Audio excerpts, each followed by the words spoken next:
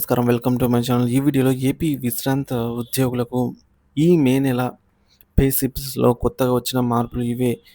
So, తప్పక తెలుసుకోవాలి. పూర్తి వివరాలు వీడియోలో తెలుసుకుందాము. వీడియోని ఎక్కడే కానీ స్కిప్ చేయకుండా ఎండ్ వరకు చూసేయండి. అప్పుడే ఇన్ఫర్మేషన్ పూర్తిగా అర్థమవుతుంది. వీడియో చూస్తున్న ప్రతి ఒక్కరు వీడియోకి లైక్ చేయండి ఫ్రెండ్స్. ఈ వీడియోని తోటి ఫ్రెండ్స్‌తో మిత్రులతో అయితే షేర్ చేయండి. కొత్తగా మన ఛానల్ చూస్తున్న వారు ఇంకా ఎవరైనా సబ్స్క్రైబ్ చేసుకున్నట్లయితే వెంటనే మన ఛానల్‌ని సబ్స్క్రైబ్ చేసుకోండి. దీని ద్వారా నేను చేసే లేటెస్ట్ వీడియోస్ అన్నీ మీ వరకు రీచ్ అవుతాయి. ఇక ఆలస్యం చేయకుండా వివరాల్లోకైతే వెళ్ళిపోదాము. ఫ్రెండ్స్, ఇక విషయానికి వచ్చినట్లయితే ఆంధ్రప్రదేశ్ రాష్ట్ర ప్రభుత్వ విశ్రాంత ఉద్యోగులకు అనగా పెన్షనర్లకు ఈ నెల పే స్లిప్స్‌లో కొన్ని ముఖ్యమైన మార్పులైతే చోటు చేసుకున్నాయి.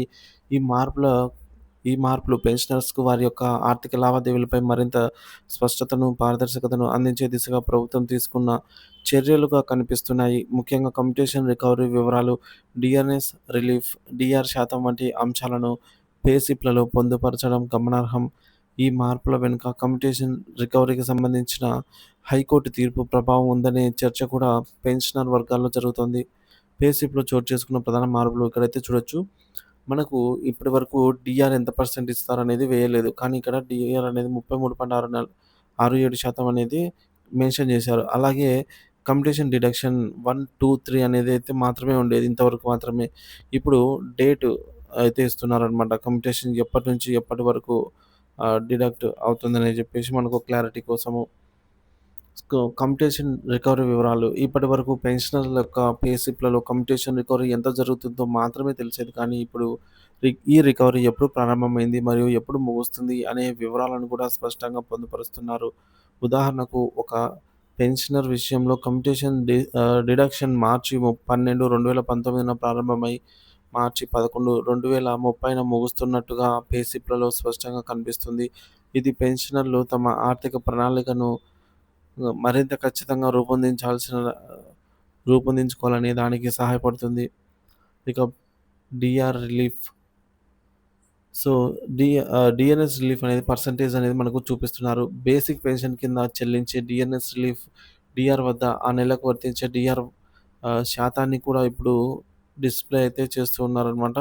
ఈ మేరకు మనము ఇక్కడ స్పష్టంగా అయితే చూడవచ్చు. డీఆర్‌నెస్ రిలీఫ్ అనేది 33.67% అయితే ఇవ్వడం జరిగింది. ఇంతే కాకుండా మనకు ఈ యొక్క స్క్రీన్ షాట్‌లో కనిపిస్తున్నట్టుగా డీఆర్ 33.67% పేర్కొనడం జరిగింది. ఇది పెన్షనర్లకు తమకు ఎంత డీఆర్ శాతం వస్తుందో తెలుసుకోవడానికి సులభంగా ఉపయోగపడుతుంది. ఇక మార్పుల వెనుక ఉన్న కారణాలు మరియు సంఘాల డిమాండ్లు. ఈ మార్పుల వెనుక ప్రధానంగా 2 అంశాలు కనిపిస్తున్నాయి. మొదటిది హైకోర్టు తీర్పు ప్రభావం. కమ్యుటేషన్‌కు సంబంధించినటువంటి రికవరీ వ్యవధి. హైకోర్టు గతంలోని కొన్ని వివాదాలు, న్యాయస్థానాల జోక్యం జరిగినట్టుగా తెలుస్తుంది. హైకోర్టు తీర్పు నేపథ్యం కమ్యుటేషన్ రికవరీ ప్రారంభ మరియు ముగింపు తేదీలను స్పష్టంగా పేర్కొనాల్సిన ఆవశ్యకత ఏర్పడి ఉండవచ్చు. మరి ఈ పారదర్శకత భవిష్యత్తులో విధానాలను తగ్గించడానికి ఉపయోగపడుతుంది. ఇక రెండోది పెన్షన్ సంఘాల డిమాండ్లు. State government pensioners association, AP, Amaravati వంటి సంఘాలు చాలా కాలంగా directorate of treasuries and accounts శాఖ వారిని పెన్షన్ల యొక్క పే స్లిప్‌లలో పలు మార్పులు చేయాలని కోరుతూ ఉన్నారు. ముఖ్యంగా డీఆర్ మొత్తం ఎదురుగా దాని యొక్క శాతాన్ని పేర్కొనాలని, కమ్యుటేషన్ రికవరీకి ఎదురుగా దాని యొక్క ప్రారంభ మరియు ముగింపు తేదీని పొందుపరచాలని వారు గతంలోనే విజ్ఞప్తి చేశారు.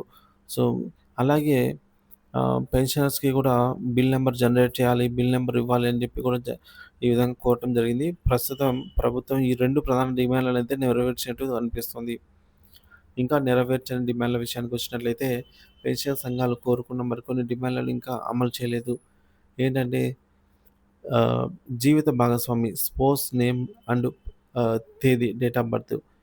పెన్షనర్ భాగస్వామి, జీవిత భాగస్వామి పేరు, వారి పుట్టిన తేదీని కూడా పే స్లిప్‌లో పొందుపరచాలని ఎప్పటినుంచో డిమాండ్ ఉంది. కుటుంబ పెన్షన్ వంటి విషయాల్లో ఇది ఉపయోగకరం. ఈ అంశంపై డైరెక్టరేట్ ఆఫ్ ట్రెజరీస్ అండ్ ఆహ్, ఇంకా ఎటువంటి నిర్ణయం తీసుకోలేదు. పే స్లిప్‌లోని సంబంధిత కాలంలో ఇంకా ఖాళీగానే కనిపిస్తోంది. ఇకపోతే తొలగించబడ్డ అంశాలేంటి అని చూసుకున్నట్లయితే కొన్ని పాత అంశాలను ప్రస్తుత పే స్లిప్‌లలో ఫార్మాట్ నుంచి తొలగిస్తున్నట్టు తెలుస్తుంది. ఈ మేరకు ఫార్మ్ 16 ఆదాయపు పన్నుకు సంబంధించి ఫార్మ్ 16 వివరాలు పే స్లిప్‌లో కనిపించడం లేదు. సో, విడిగా జారీ చేసే అవకాశం ఏమైనా ఉండవచ్చు. ఇక నెట్ పేయబుల్ కాలం, చెల్లించవలసిన నికర మొత్తం నెట్ పేయబుల్ అనే కాలంను కూడా తొలగించారు. అయితే అన్ని రకాల చేతికి అదే మొత్తం ఈ మేరకు టేక్ హోమ్ పే అంటాము. లేదా నెట్ పే అంటాము. వేరే విధంగా సూచించబడి అయితే ఉండవచ్చు. పెన్షనర్లకు సూచన. ఈ మార్పుల నేపథ్యంలో పెన్షనర్లందరూ తమ తాజా పే స్లిప్‌లను డౌన్‌లోడ్ చేసుకొని, అందులోని వివరాలను క్షుణ్ణంగా పరిశీలించుకోవాలనైతే సూచించడమైనది. ఏమైనా వ్యత్యాసాలు లేదా సందేహాలు ఉన్నట్లయితే ఈ యొక్క సంబంధిత ట్రెజరీ అధికారులను సంప్రదించడం నివృత్తి చేసుకోవడానికి మరి సులభం. ఇక పెన్షనర్ల యొక్క పే స్లిప్‌లలో చేసిన ఈ మార్పులు స్వాగతించదగినవి. ఇవి ఆర్థిక వ్యవహారాలలో పారదర్శకతను పెంచడమే కాకుండా పెన్షనర్లకు తమ హక్కులు, ప్రయోజనాలపై మరింత అవగాహన కల్పించడానికి దోహదపడతాయి.